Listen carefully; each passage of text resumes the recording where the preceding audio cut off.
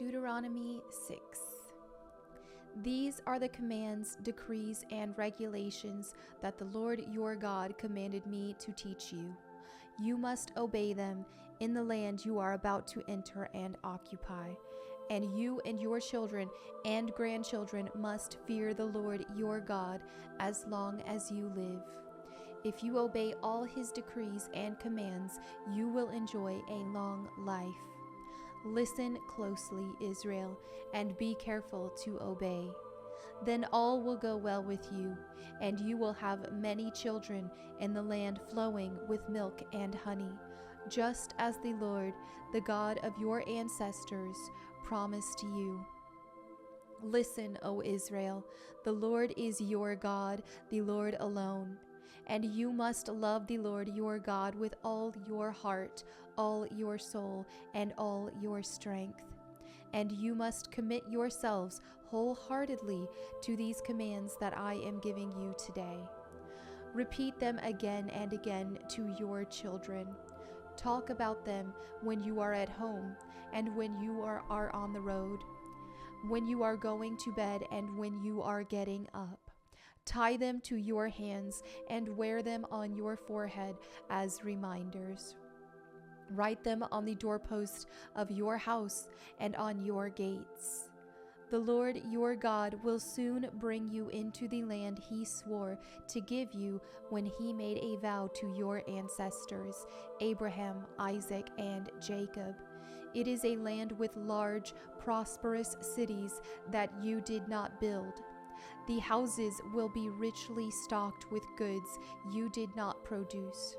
You will draw water from cisterns you did not dig, and you will eat from vineyards and olive trees you did not plant.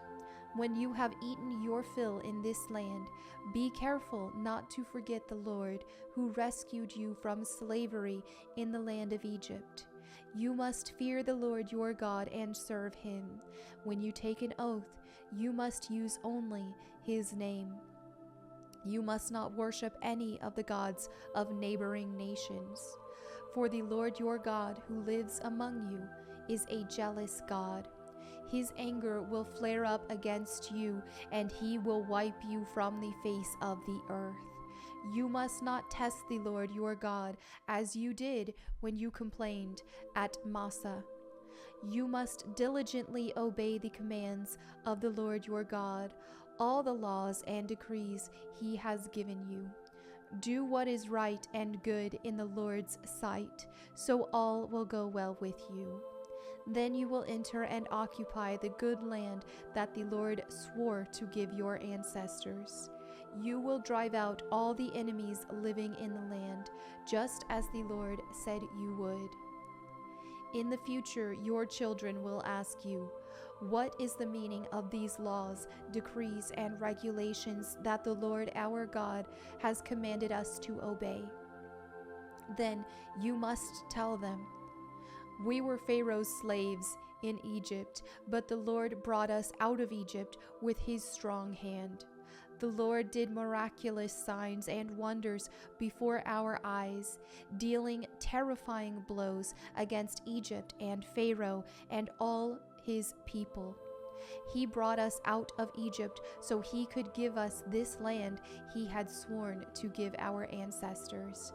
And the Lord our God commanded us to obey all these decrees and to fear him so he can continue to bless us and preserve our lives, as he has done to this day.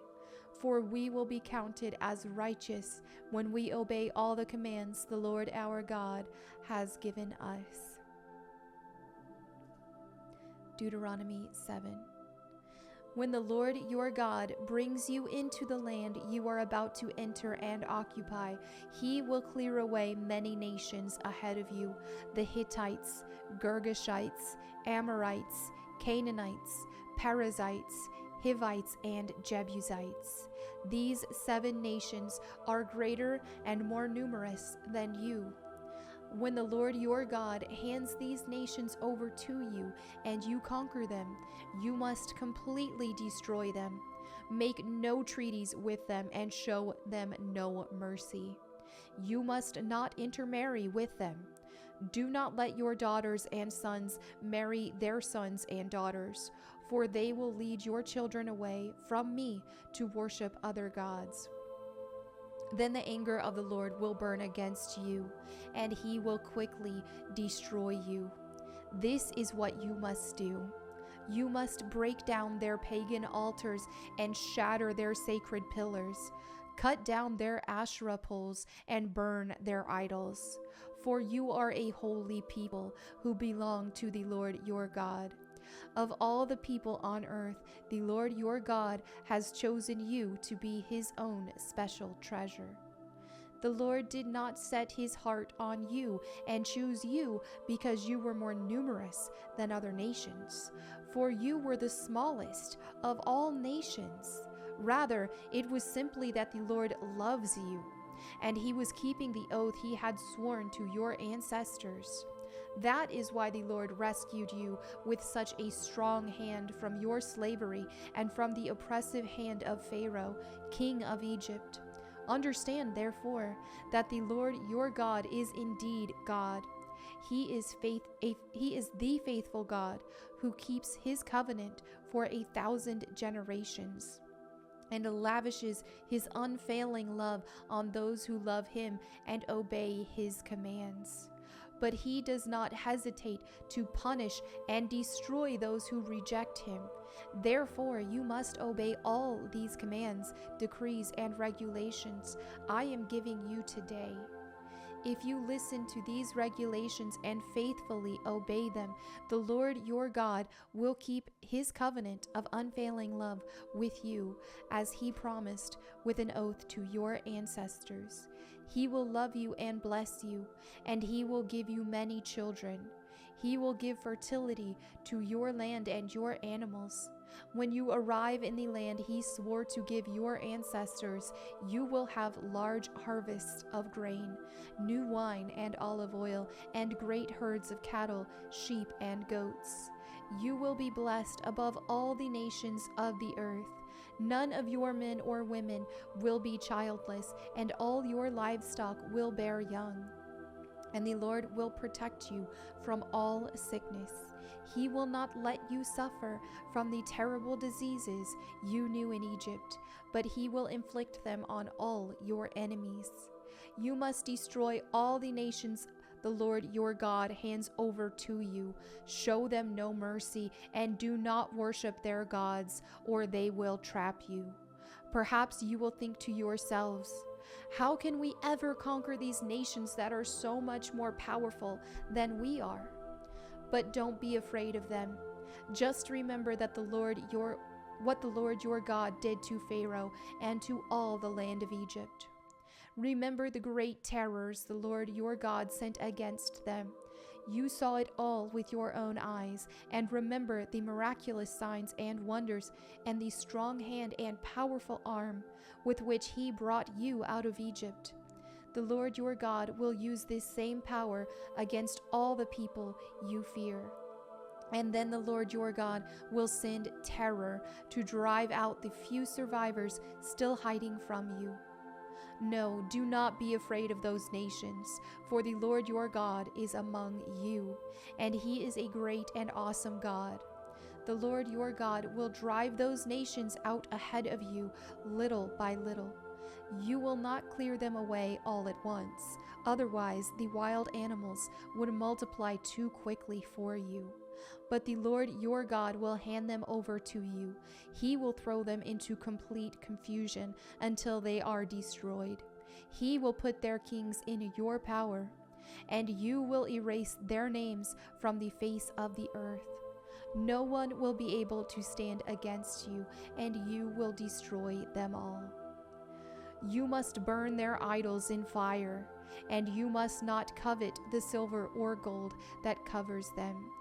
You must not take it, or it will become a trap to you, for it is detestable to the Lord your God.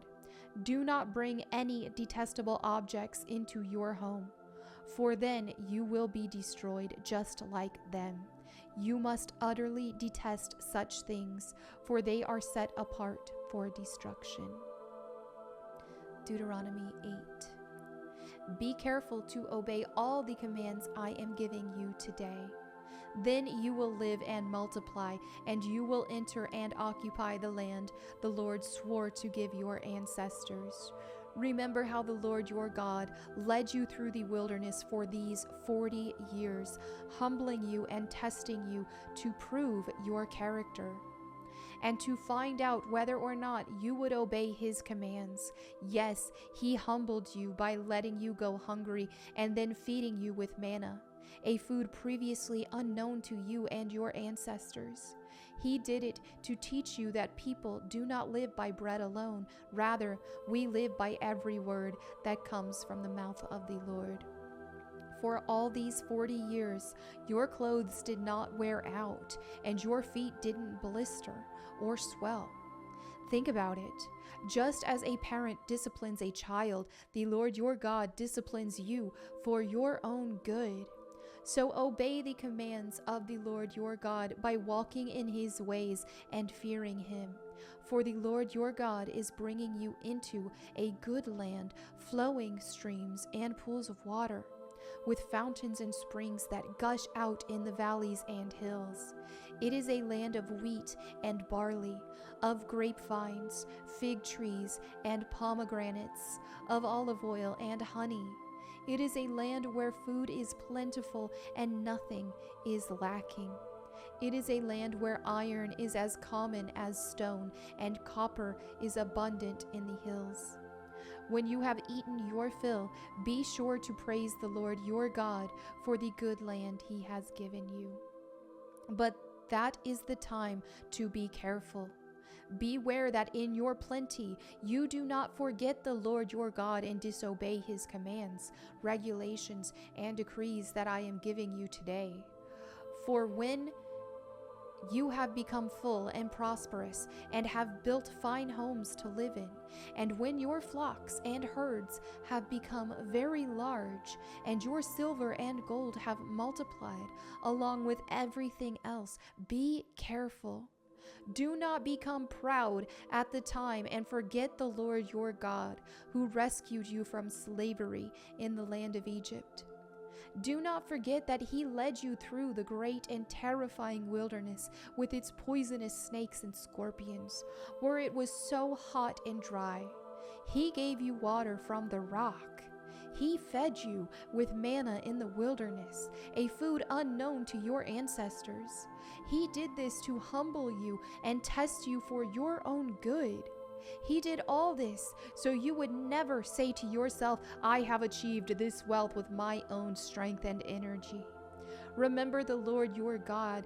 He is the one who gives you power to be successful, in order to fulfill the covenant he confirmed to your ancestors with an oath. But I assure you of this, if you ever forget the Lord your God and follow other gods, worshiping and bowing down to them, you will certainly be destroyed, just as the Lord has destroyed other nations in your path. You also will be destroyed if you refuse to obey the Lord your God. Deuteronomy 9. Listen, O Israel. Today you are about to cross the Jordan River to take over the land belonging to nations much greater and more powerful than you. They live in cities with walls that reach to the sky. The people are strong and tall, descendants of the famous Anakite giants. You've heard the saying, who can stand up to the Anakites? But recognize today that the Lord your God is the one who will cross over ahead of you like a devouring fire to destroy them. He will subdue them so that you will quickly conquer them and drive them out, just as the Lord has promised. After the Lord your God has done this for you, don't say in your hearts, the Lord has given us this land because we are such good people. No, it is because of the wickedness of the other nations that he is pushing them out of your way. It is not because you are so good or have such integrity that you are about to occupy their land. The Lord your God will drive these nations out ahead of you only because of their wickedness, and to fulfill the oath he swore to your ancestors Abraham, Isaac, and Jacob. You must recognize that the Lord your God is not giving you this good land because you are good, for you are not. You are a stubborn people. Remember and never forget how angry you made the Lord your God out in the wilderness. From the day you left Egypt until now, you have been constantly rebelling against him. Even at Mount Sinai, you made the Lord so angry, he was ready to destroy you. This happened when I was on the mountain receiving the tablets of stone inscribed with the words of the covenant that the Lord had made with you. I was there for 40 days and 40 nights, and all that time I ate no food and drank no water. The Lord gave me the 2 tablets on which God had written with his own finger all the words he had spoken to you from the heart of the fire when you were assembled at the mountain. At the end of the 40 days and nights, the Lord handed me the 2 stone tablets inscribed with the words of the covenant. Then the Lord said to me, "Get up, go down immediately, for the people you brought out of Egypt have corrupted themselves. How quickly they have turned away from the way I commanded them to live. They have melted gold and made an idol for themselves." The Lord also said to me, "I have seen how stubborn and rebellious these people are. Leave me alone so I may destroy them and erase their name from under heaven. Then I will make a mighty nation of your descendants, a nation larger and more powerful than they are." So while the mountain was blazing with fire, I turned and came down, holding in my hands the 2 stone tablets inscribed with the terms of the covenant. There below me, I could see that you had sinned against the Lord your God. You had melted gold and made a calf idol for yourselves. How quickly you had turned away from the path the Lord had commanded you to follow. So I took the stone tablets and threw them to the ground, smashing them before your eyes. Then, as before, I threw myself down before the Lord for 40 days and nights. I ate no bread and drank no water because of the great sin you had committed by doing what the Lord hated, provoking him to anger. I feared that the furious anger of the Lord, which turned him against you, would drive him to destroy you. But again, he listened to me. The Lord was so angry with Aaron that he wanted to destroy him too. But I prayed for Aaron, and the Lord spared him. I took your sin, the calf you had made, and I melted it down in the fire and ground it into fine dust. Then I threw the dust into the stream that flows down the mountain. You also made the Lord angry at Taberah, Massa, and Kibroth Hattaavah. And at Kadesh Barnea, the Lord sent you out with this command: "Go up and take over the land I have given you." But you rebelled against the command of the Lord your God and refused to put your trust in him or obey him. Yes, you have been rebelling against the Lord as long as I have known you. That is why I threw myself down before the Lord for 40 days and nights, for the Lord said he would destroy you.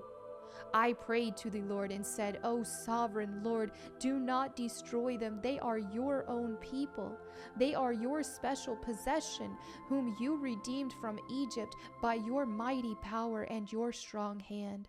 Please overlook the stubbornness and the awful sin of these people, and remember instead your servants, Abraham, Isaac, and Jacob. If you destroy these people, the Egyptians will say, 'The Israelites died because the Lord wasn't able to bring them to the land he had promised to give them.' Or they might say, 'He destroyed them because he hated them. He deliberately took them into the wilderness to slaughter them.' But they are your people and your special possession, whom you brought out of Egypt by your great strength and powerful arm." Deuteronomy 10. At that time the Lord said to me, "Chisel out 2 stone tablets like the first ones. Also make a wooden ark, a sacred chest to store them in. Come up to me on the mountain, and I will write on the tablets the same words that were on the ones you smashed. Then place the tablets in the ark." So I made an ark of acacia wood and cut 2 stone tablets like the first 2. Then I went up to the mountain with the tablets in my hand. Once again, the Lord wrote the 10 commandments on the tablets and gave them to me. They were the same words the Lord had spoken to you from the heart of the fire on the day you were assembled at the foot of the mountain. Then I turned and came down the mountain and placed the tablets in the ark of the covenant, which I had made, just as the Lord had commanded me. And the tablets are still there in the ark. The people of Israel set out from the wells of the people of Jachan and traveled to Masrah, where Aaron died and was buried. His son Eleazar ministered as high priest in his place. Then they journeyed to Gudgodah, and from there to Jotbathah, a land with many brooks and streams. At that time the Lord set apart the tribe of Levi to carry the ark of the Lord's covenant and to stand before the Lord as his ministers and to pronounce blessings in his name. These are their duties to this day. That is why the Levites have no share of property or possession of land among the Israelite tribes. The Lord himself is their special possession, as the Lord your God told them. As for me, I stayed on the mountain in the Lord's presence for 40 days and nights, as I had done the first time. And once again the Lord listened to my pleas and agreed not to destroy you. Then the Lord said to me, "Get up and resume the journey, and lead the people to the land I swore to give to their ancestors, so they may take possession of it." And now, Israel, what does the Lord your God require of you? He requires only that you fear the Lord your God and live in a way that pleases him, and love him and serve him with all your heart and soul. And you must always obey the Lord's commands and decrees that I am giving you today for your own good. Look, the highest heavens and the earth and everything in it all belong to the Lord your God. Yet the Lord chose your ancestors as the objects of his love, and he chose you, their descendants, above all other nations, as is evident today. Therefore, change your hearts and stop being stubborn. For the Lord your God is the God of gods and the Lord of lords. He is the great God, the mighty and awesome God, who shows no partiality and cannot be bribed. He ensures that orphans and widows receive justice. He shows love to the foreigners living among you and gives them food and clothing. So you too must show love to foreigners, for you yourselves were once foreigners in the land of Egypt. You must fear the Lord your God and worship him and cling to him.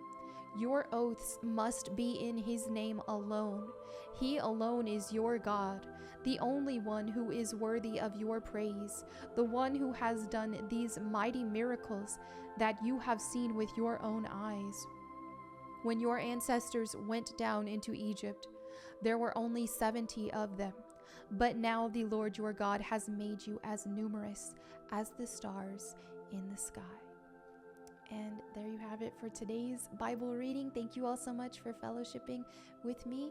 If you have any prayer requests, please leave them in the comments below. If you have an unspoken request, that is fine as well. Myself, my prayer team, and anyone who reads them can pray for you. Thank you again. I'll see you all tomorrow.